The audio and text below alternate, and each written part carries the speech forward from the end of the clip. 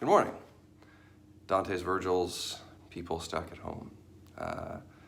This is the third class we're doing this way, and today I want to talk with you about the idea of contrapasso. Before I do, I just want to point out the identifying features that help you know this is class 3, not class 1 or class 2. Here is a book about things that none of us can ever do, at least for the next 3 months. Take a hike in New York, you can't, I can't, we won't. Fortunately, you don't have to take a hike through hell, you can just read about it.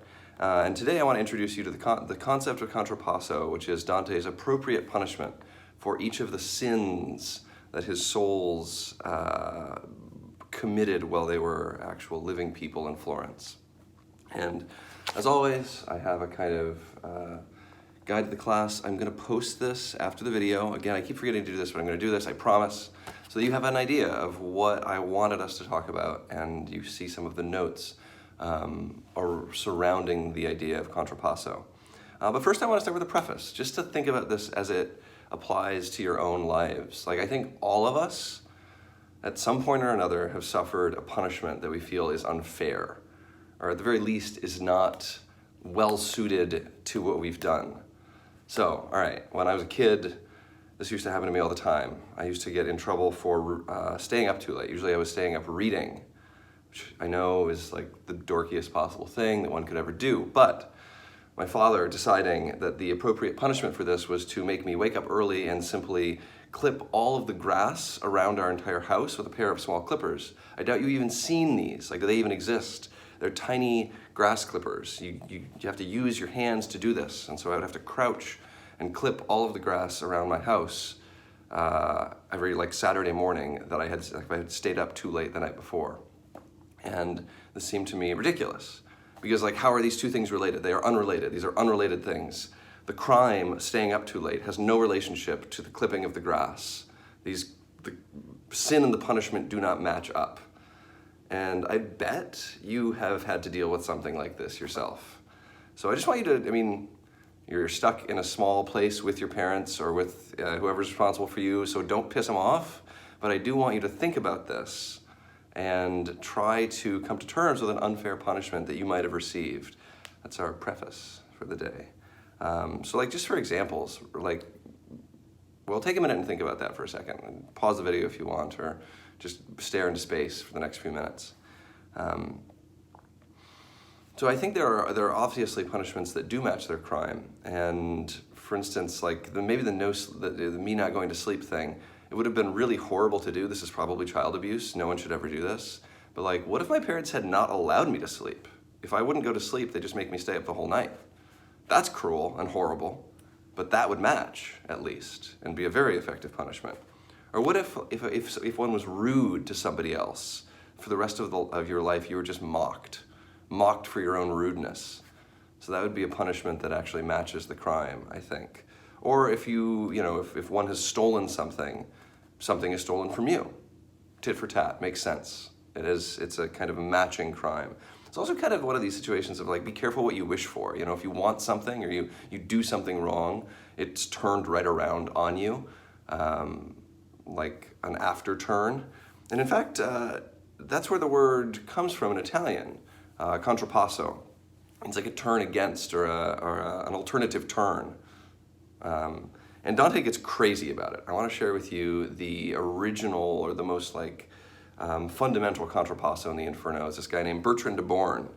And he was a baron in the 12th century in neighboring France, or right next to Italy, of course. And Bertrand started, or was a major part of starting, this rebellion against Henry II, who was king of France at the time. And he was sort of infamous for this idea that he'd started a rebellion and thus turned the people against their king, turned the body against the head in some sort of metaphorical way. And so Dante interpreted him as this figure of schism, or this figure of division. And when he represents him in the Inferno, he does a little bit like this. This is, again, a horrifying image, but hopefully you can see here this figure bearing his own head while Dante and Virgil look on. Dante is a real wimp, and he can't handle any of it ever, which is why he looks really sad. That's one of the images that's actually in your text. Check it out.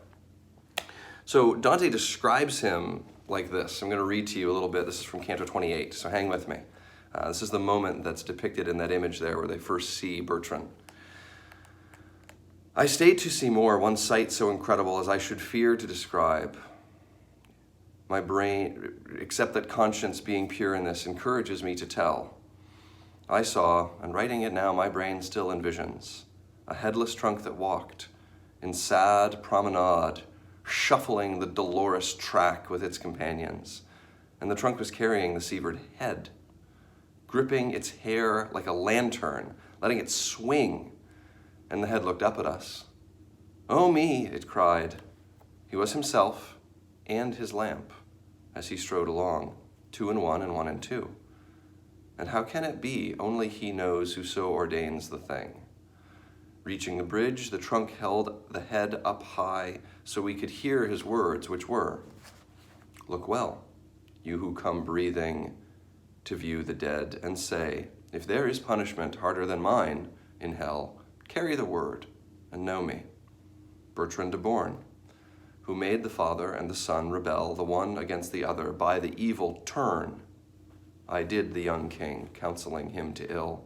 David and Absalom had nothing worse to learn from the wickedness contrived by Achitophel. Because I parted their union, I carry my brain parted from this, its pitiful stem. Mark well, this retribution that you see is mine. And this is Dante's his process of walking through the logic. As Bertrand describes, this punishment that you see, the retribution that you see is mine. It's something that he's earned in life. He actually takes the time to just mark it out. Because he turned the Son against the Father, his head is separated from his body in an act of retribution, or contrapasso. So if we wanted to define contrapasso, loosely you could give it something like this. It is an appropriate punishment given out in Dante's hell for the crime committed or the sin committed when the soul was living. It's an appropriate punishment or a suitable punishment, a fitting punishment. It's something that I really want to make sure you remember, and it's something that you should be using in your discussion post for today. So just to transition, I want to talk about logistics really quick. I've only got about 2 more minutes with you. And so in that time, if you are not checking up on Google Classroom all the time, you're going to lose track. If you're not watching these videos all the time, you're going to lose track. So you should know that there's a discussion post that's due by tonight at 8, and it's about Contrapasso. You should be looking for a place in Dante's text, not the one I just used, that'd be lame, and write about the punishment that is given out to that soul and how it matches what they'd seem to have done in life.